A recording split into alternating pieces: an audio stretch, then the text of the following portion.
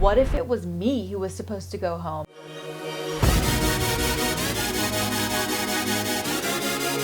What's up, Bachelor Nation? In tonight's episode of The Bachelor with Matt James, we had Matt meeting all the families of the 4 girls that were remaining, and then Serena P ended up sending herself home before Matt could send her home or potentially send another girl home. And now we have the Woman Tell It All episode to look forward to, which I cannot wait because the amount of drama that went down this season was through the roof. So you know it's going to be a good episode. Then later on in our episode of Bachelor Bracket, we're going to discuss which 2 of the 3 girls remaining are going to get a rose and going to have a chance to meet Matt James' mom. So much more to discuss. I'm your host, Jess Lucero, and let's get into Bachelor Bracket.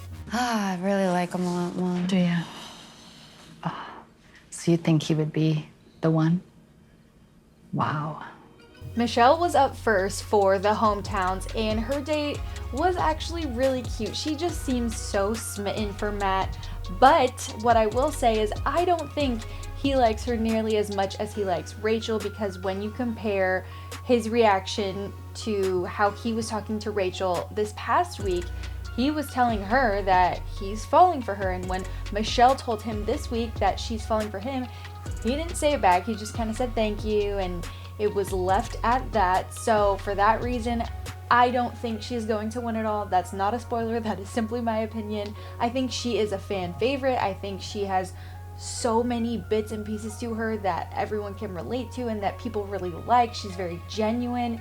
She just seems like someone I would want to hang out with, to be completely honest, but I feel like something is missing for Matt, and he is not addressing it. He's kind of just like dragging it on. At this point, it seems like Matt isn't fully in love with any of the girls that are left. I think he was into Serena P in that way, and that's why he's taken her on all these dates that he has taken her on, and she just wasn't feeling it. She wasn't on the same level that he was on, so there's nothing you can do when it comes down to moments like that. I didn't realize how strongly I felt until something like that happens, you know. Rachel was the next day, and theirs just seemed so, it was just not organic at all. It was all planned so far in advance. I mean, she took him skydiving, she took him like speed racing and blindfolded him, and I just felt like we hadn't seen this side of her, so it seemed forced. When they were skydiving, the only thing I could think of the whole time was the camerawoman are the real MVP of this entire scene, because they managed to keep a very steady hand while Matt and Rachel were both falling from the sky. Rachel did take a terrible hit. I felt really bad for that one. That looked so painful. I don't know how she was able to cover up those bruises on her face and everything with makeup. I don't know how that's possible, but she did a good job. When Matt showed up and was talking with Rachel's family, there was just no connection between him or the rest of the family. There was just nothing going on there. It all seemed very skeptical, like they didn't take the process very seriously. But at the end, when Matt ended up not asking her family for her blessing, that didn't go well with Rachel. They didn't get into a fight, but I felt like she was just very disappointed in that whole thing. I understand Matt not wanting to ask for families and get all of their hopes up. It does seem kind of weird to then go and call someone and ask them for their blessing when you have only met them one other time. At least doing it in person would have been a little better for the parents. But I don't know if he would have gotten their blessing anyways, to be completely honest. What I will say about Rachel's hometown is I was very shocked that they didn't put her hometown date at the very end. I think hers could have replaced Serena's, but then again, it did make sense because there was so much drama around the Serena date. But considering what all is going on with Rachel in Bachelor Nation and just in general, it would have made a lot of sense to put hers last, because I think a lot of people are tuning in right now to kind of see how it ends. They just want to know, is Matt going to end up with Rachel? That is really the big thing to address here. Do you feel like you are in love with him? Whatever answer is okay. There's no right or wrong answer. I feel like this is the first time where someone is looking at me and seeing every single part of me. It just feels so soon. It's crazy, but it's not crazy.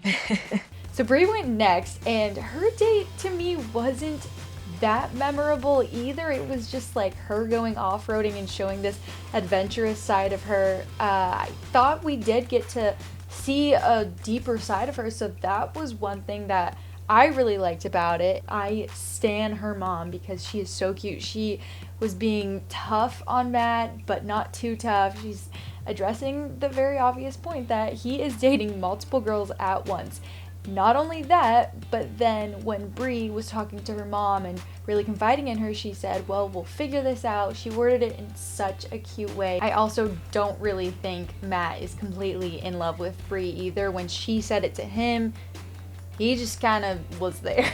There wasn't much reaction from him. So far, the only person he has reacted at all to when they have addressed their feelings was Rachel. Then for hometowns, we finished off with Serena P, and I loved her hometown. It was so cute. It was so thought out. It was the only actual hometown because obviously they can't leave their area, but she brought Canada to him. But obviously Serena P's date didn't end all that well. She was confiding in her family, saying that she just wasn't fully feeling it and she wanted to so bad, but she just couldn't get to that level. And I think really everyone has been there at one point or another, and you can't hold it against them, but it does suck that she waited until hometowns to address that with him because he could have kept someone else around. And it sucks for Bree as well because as Bree addressed, she ended up getting the last rose at the rose ceremony. So now she's sitting here wondering, well, what if it was me who was supposed to go home?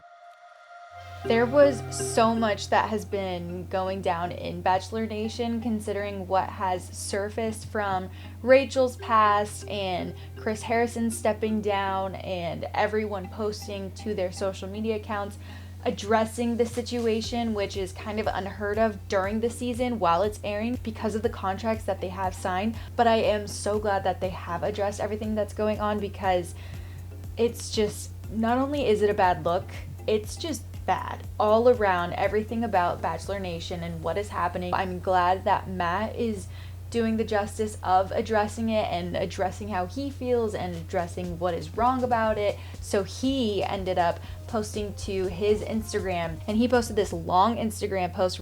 The entire post was just him addressing the situation with Rachel Kirkconnell and the photos of her that have come to light, the places that she has gone to, the things that she has posted, and also the Chris Harrison and Rachel Lindsay conversation that did not go well at all. So he addressed it and basically says he's going to say more after this season, which at least he is addressing it. But I think him being the lead, it would have been nice to hear him say a little bit more outside of just, it's disappointing. He has every right to break the contract at this point and come out and say exactly how he feels. And when you're sitting here reading this and hearing about everything that's coming out about Rachel, and so many people think that Rachel is potentially going to win Matt James at the end of all of this, it's just, it puts a sour taste in everyone's mouth. It makes you not want to watch this. It makes you skeptical about the relationship, and you kind of wonder, are they going to last? Is he going to call it off because of what's going on, or is he going to try to make it work? It brings a lot of things to mind, and it raises a lot of flags, and I really don't know how it's going to end at this point. But to talk about two lighter tweets that came out, there's one right here that says, if she's always in the bloopers, she's wifey material, period. And it is Michelle. She has such a good personality. She's so funny. Like I said, I just want to be her friend. And then there's one final tweet, which I think someone is tweeting for their marketing class. It says, the beard says it all. He's single. Oh, and this is facts. He is over here looking miserable at the Woman Tell All, and he might be. That beard situation, I don't know what's going on there. I heard it was something to do with basketball, which I need to look into, but it wasn't a great look.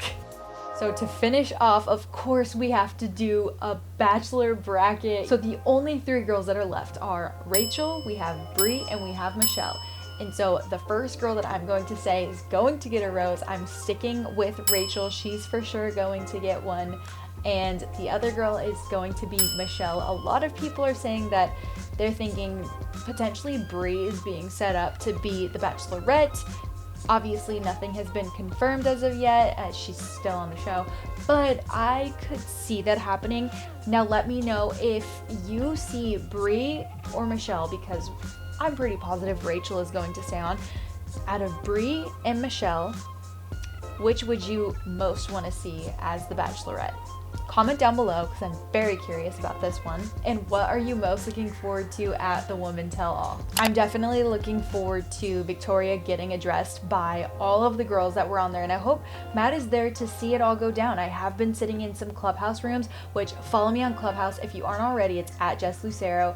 I've been sitting in a couple of Clubhouse rooms with Garen from Claire's season as well as with Victoria from this season, and she's definitely redeemed herself in a way. She does a great job of talking on there and addressing everything that she's been in, but she obviously can't break her contract, so she can't say too much. But before I get into too much of that, I'll save that for next week's episode of Bachelor Bracket. Once again, I'm your host, Jess Lucero, and make sure to follow us at all of our socials listed down below. We obviously have a lot to talk about, so stay tuned, stay with us, and we'll talk to you very soon.